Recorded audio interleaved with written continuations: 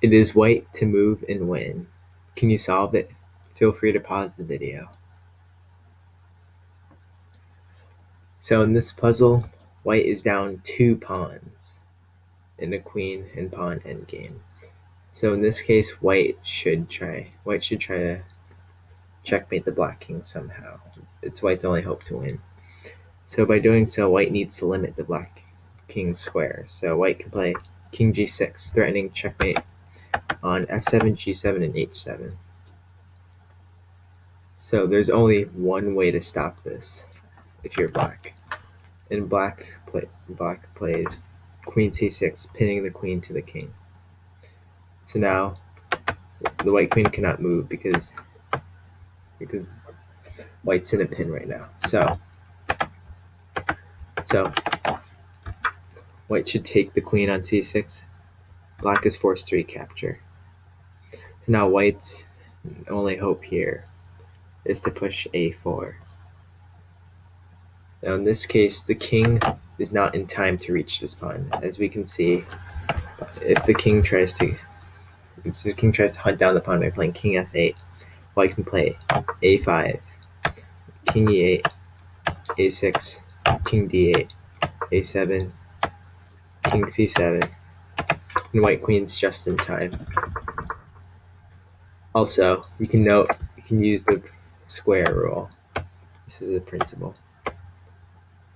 So in this principle, if the king is touching or in this square, then the king can hunt down the pawn in time. This is a common trick and technique to quickly calculate if a king can hunt down the pawn in time. So now black pushes his f pawn. Now you might wonder why not black push the c pawn or the h5 pawn.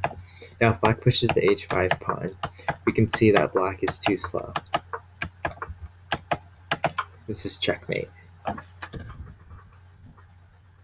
now if black pushes the h5 pawn,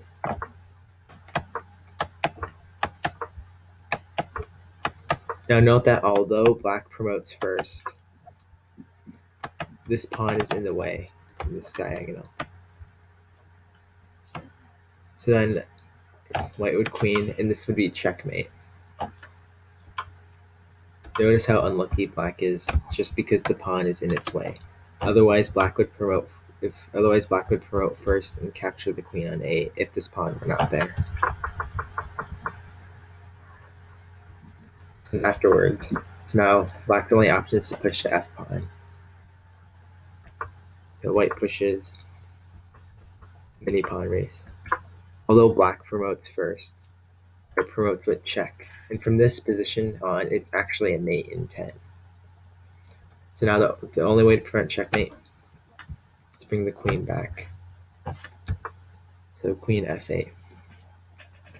Now it's white to move and checkmate in 9 to 10 moves. So we can take a moment and pause the video to find out a way to checkmate black.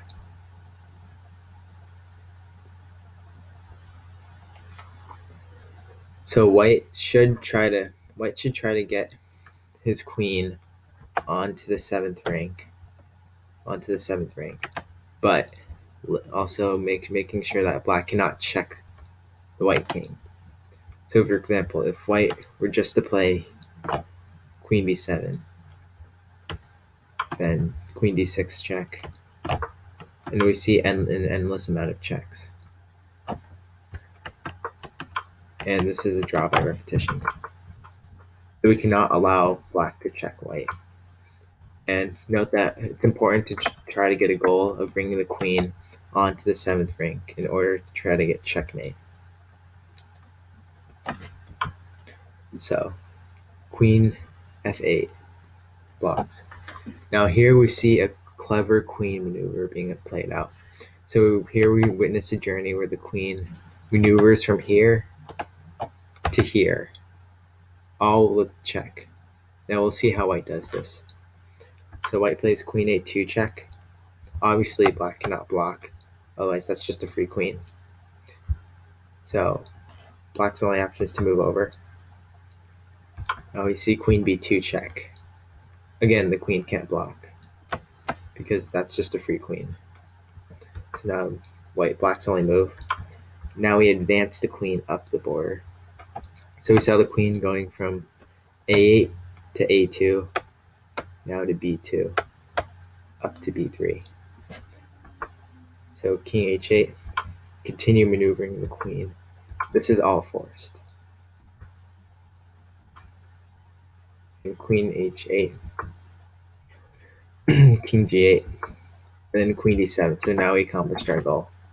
Notice how the queen maneuvered all the way to a2, b2, and b3, c3, c4, d4, and now d7.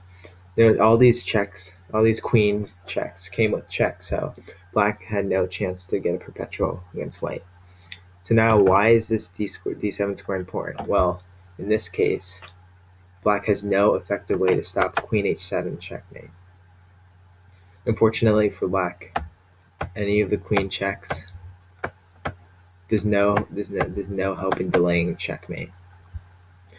So all black can do really is delay the checkmate after this. So black can try to delay a checkmate as long as he can.